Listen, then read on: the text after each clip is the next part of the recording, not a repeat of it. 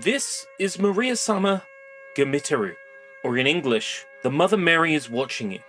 This is an anime based on a Japanese series of novels. Apparently the stories themselves are really good if you like lesbian fiction set at a Catholic school. It's just, Maramite isn't really my cup of tea, but you know what they say. You either love it or hate it.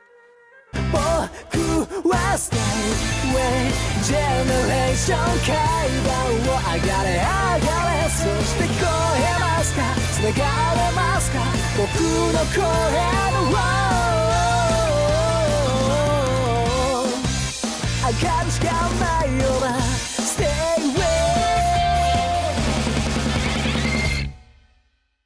この番組はご覧のスポンサーの提供でお送りします。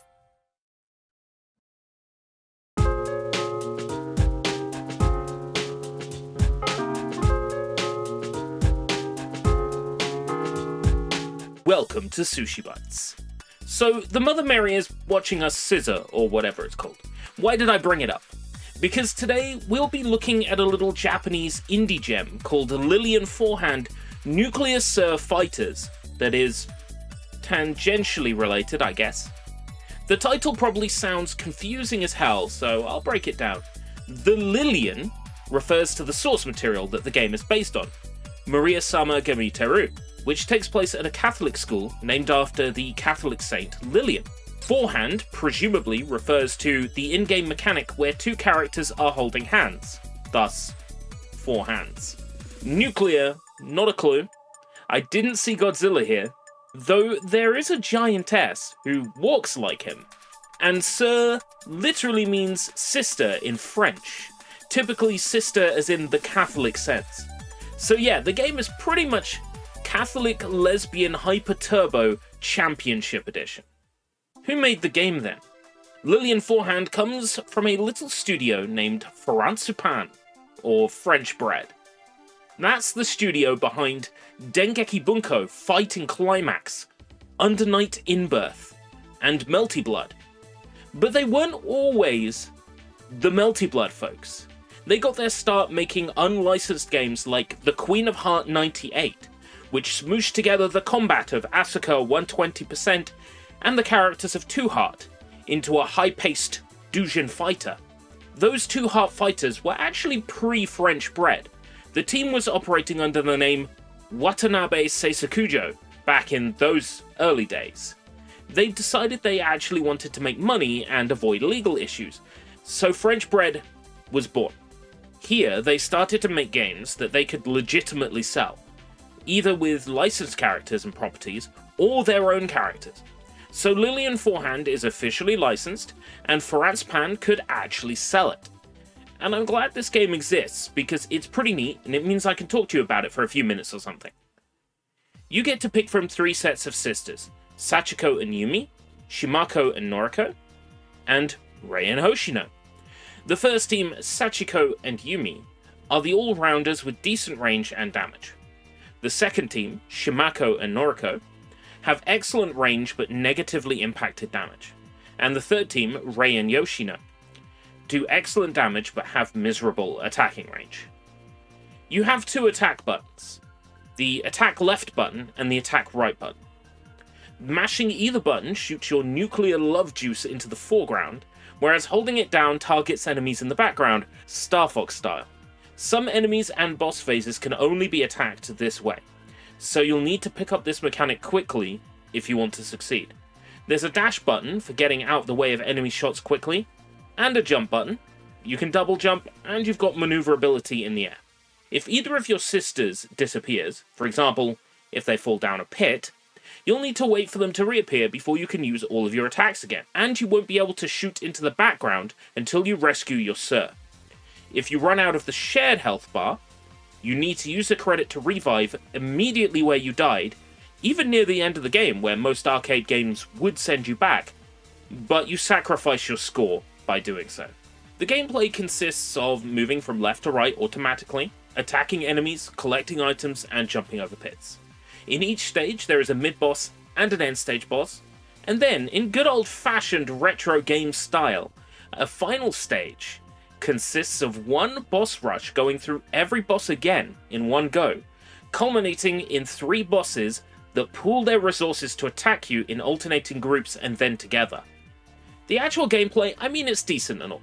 The power-ups aren't exactly super useful, and the level layouts don't make the greatest amount of sense, but who really cares? It's fun in short bursts. Besides, the game has gained something of a reputation thanks to its remix soundtrack based on classical music compositions and the gorgeous pixel art style. That's the reason the game has stuck with me all of these years too. I remember discovering Lilian Fourhand on 4chan back in 2007 or so, where it has kind of embedded itself in the back of my memory ever since. The game itself actually came out right at the tail end of 2005 and will be 20 years old this December, which is making me feel like an exhumed dinosaur fossil. You better lose yourself in the music the moment you hold it. You better never let it go. Once you beat the game with all 3 sets of sisters, the 4th team, Yumi and Matsudaira, is unlocked. Hey, Yumi gets upgraded to Big Sir, hanging around, letting her old man down. Is that too old a reference? Look, I feel old, okay? Let me make a prehistoric reference. This team actually makes for a funny goof, since you can end up fighting yourself during boss battles. Also, beating the game with the base teams also unlocks extra endless modes, with a focus on surviving for as long as possible and achieving the highest score you can, and both singular and combined boss time trials. With quite a bit of replayability, Lilian Fourhand is a pretty damn enjoyable platformer shmup hybrid type thing, well worth checking out.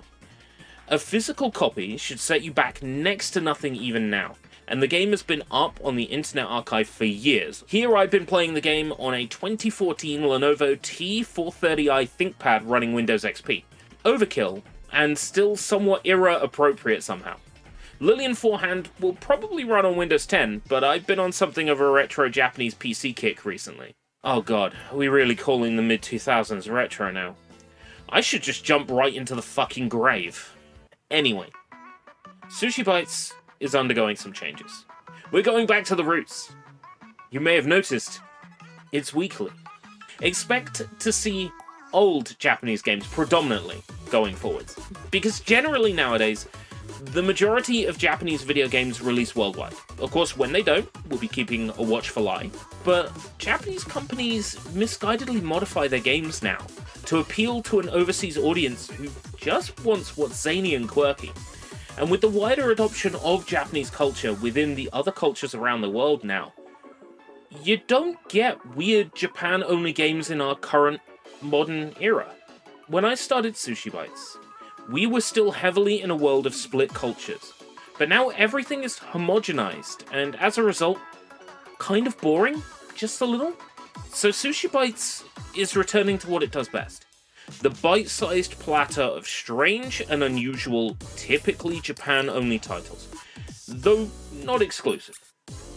I want the upcoming episodes of SushiBites to predominantly focus on retro games, because it's been a blast exploring that wild world, and there is still so much more to discover.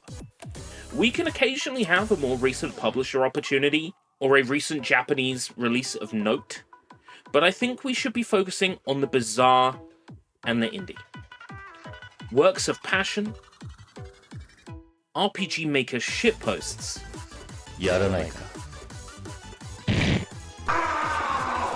and early Unity nightmare fuel from the land of the rising sun.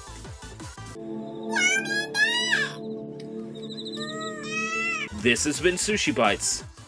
Thanks for watching.